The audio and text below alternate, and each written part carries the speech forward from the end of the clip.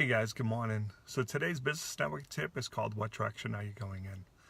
So out of the blue this week, I got an email with an opportunity that I'm considering. And it's kind of a big deal if I do it. It's going to eat up a lot of time. So it's something I had to soul search on.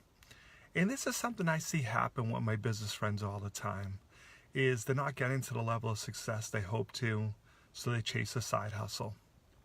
Now, respect. I understand we got to pay the bills. That's just part of life. But you got to be cautious of this, because I see a lot of people running in two different directions at the same time. When I do that, I realize I end up in the same spot I am. I run left, I run right, I'm back at the same spot. But this happens a lot.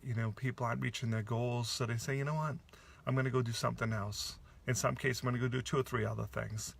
What I find is when people do this, they do a bad job at all of them, and it really doesn't help their brand. But you got to think about what you're doing and the message you're sending.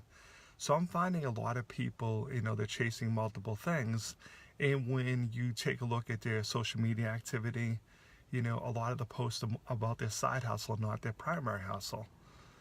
So you got to think about the message you're sending, okay, this person seems to be more interested in their secondary business than in their primary.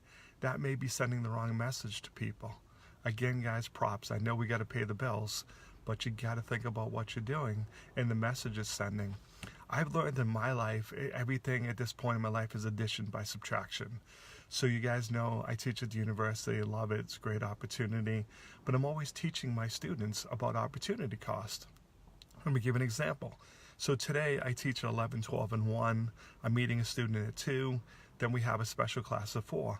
So I'm going to be on campus from 10:30 to maybe 5:30. So today, except for the 2 hours I worked already, I'm not going to do anything in my business. That's a choice I'm making, a choice I made. But you got to be cautious of that, because if you make that choice too often, next thing you know, you're letting your primary business slip. So you got to be cautious about how you're allocating your time, because there are only so many hours in the day. Got to think about how you're using them, because I see this happen. People start, that side hustle, and you're like, hey, what's going on in your primary business? Well, I haven't really been focusing on that because I'm focusing on my side business. Again, there's so many hours in the day. We got to maximize them. And again, I know you have to pay the bills, but give some thoughts to what you're doing there. I've been seeing this rampant lately. I talk to somebody and they're like, well, yeah, I have this business, but let me tell you about the 2 and 3 other businesses I'm starting this week. And I look at it, I'm like, there's only so many hours in the day. And also, I'm just a big branding guy.